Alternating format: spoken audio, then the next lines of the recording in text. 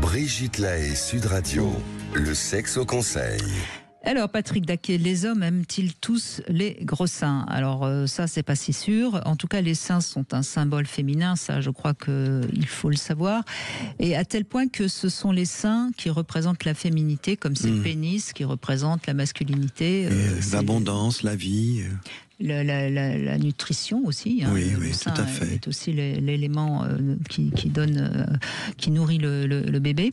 Et en même temps c'est toute la, j'allais dire, le côté paradoxal des seins, puisqu'ils peuvent être à la fois érotiques ou maternels. Et c'est vrai que les deux ne se conjuguent pas si facilement. Par exemple, il y a des femmes qui, à partir du moment où elles ont eu un enfant et elles ont allaité, elles ne supportent plus qu'on leur caresse les seins. Alors, contrairement à ce qu'on croit, tous les hommes n'ont pas une préférence pour les gros seins. Certains sont même inquiets face à une trop forte poitrine, parce que ça les renvoie à une mer envahissante qui pourrait les étouffer. Et certains anthropologues pensent qu'à l'origine de l'humanité, les femmes n'avaient pas vraiment de seins et que c'était donc les fesses, le symbole sexuel attractif des femmes.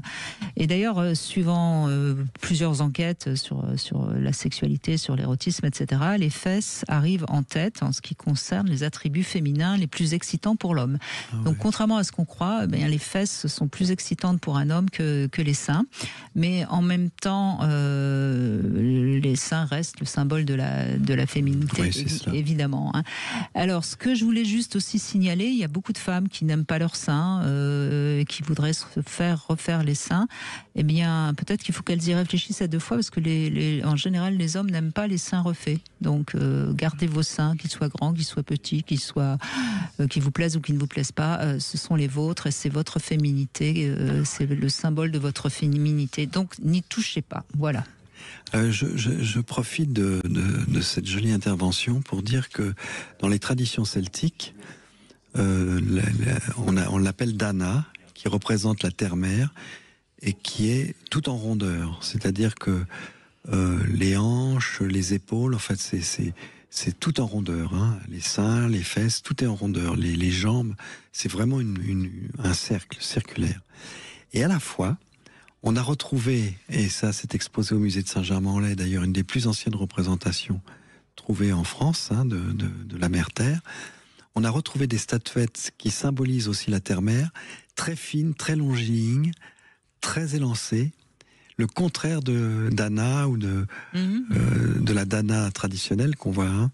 Et c'est intéressant de voir que les deux représentations existaient, et il n'y en a pas une qui était plus importante que l'autre. Alors aujourd'hui, les représentations, on focalise beaucoup pour les rondeurs, mais il y avait aussi cet aspect longiligne qui symbolisait la terre-mère et qui symbolisait la mère nature et l'abondance. Et voilà, c'est intéressant. Hein. Allez au musée de Saint-Germain-en-Laye, d'ailleurs, où il y a des pièces qui sont extraordinaires. C'est le musée national d'archéologie, et vous allez retrouver toutes les représentations féminines possibles, imaginables dans nos traditions celtes.